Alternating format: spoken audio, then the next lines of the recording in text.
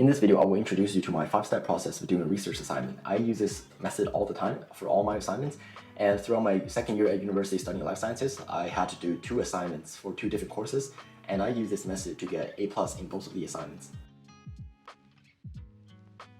The first thing to do is get a clear understanding of the expectations, and the best way to do this is to look through the grading rubrics if they're provided, and underline every single detail you're expected to provide in your paper. However, in most of the cases, a clear marking rubric will not be provided to you, so the best alternative way to do this is to carefully examine the assignment instruction. Usually when I'm doing a research assignment, I like to take a screenshot of the marking rubric and assignment instruction and put them on my desktop. Therefore, I can frequently refer back to them and check all the detail that I need. Often for a research assignment, you will be provided with a general direction or a topic, and it is up to you to decide the depths you want to go. A helpful marker to determine the depth of research would be to referring back to the class material. This is because you will generally be expected to understand the material at the level taught in class. For example, my biochemistry research assignment was about understanding the mechanism and physiological effect of the hallucinogen psilocybin.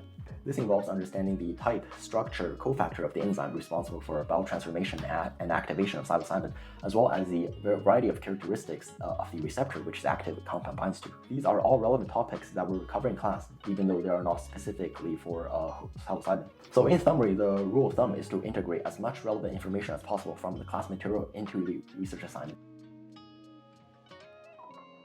Moving on to the second step is where the research actually begins. Your professor will tell you to avoid Wikipedia. However, I find Wikipedia to be a very good starting place to get a broad understanding of the material, as well as noting down all the keywords, which will help you to find primary sources later on. For example, when I was doing my research assignment, I would look up psilocybin on Wikipedia and take note of the enzymes that are responsible for metabolization, as well as the name of the receptors that the active compound is going to bind to exert the physiological effect. And the names of these enzymes and the receptor will be the keywords.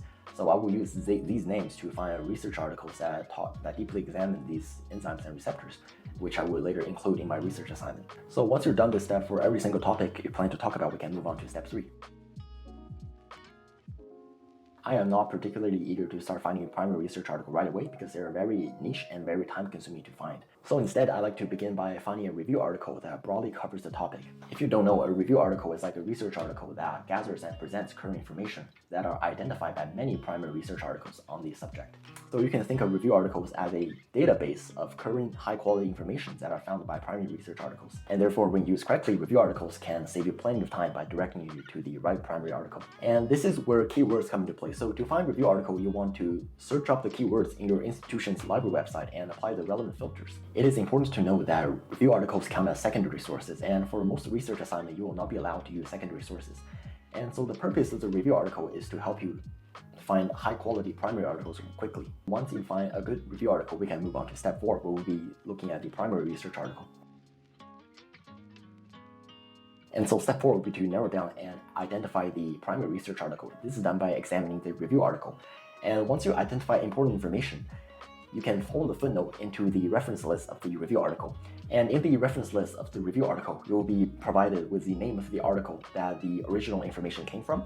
And so you can copy and paste the name of the article into your institution's library website, and that's how we find the primary article. And for example, while I was doing my immunology paper, I had to explain the pathogenesis of monkeypox virus. I found a high-quality peer-review article that covered many relevant and important topics I was interested in.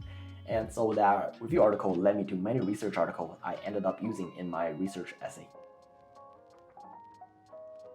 The last step, step 5, will be to extract and paraphrase the information you find in your primary article into your research assignment. The information presented in review article are usually not enough since they are very broad and they are too paraphrasing the primary article. And so if you want a good grade and provide more detail, you must identify the primary article and dig around yourself to find the information to back up your topic. The most efficient way to extract more information from a primary research article is to first look at the abstract to see whether it is actually a good article you want to look at.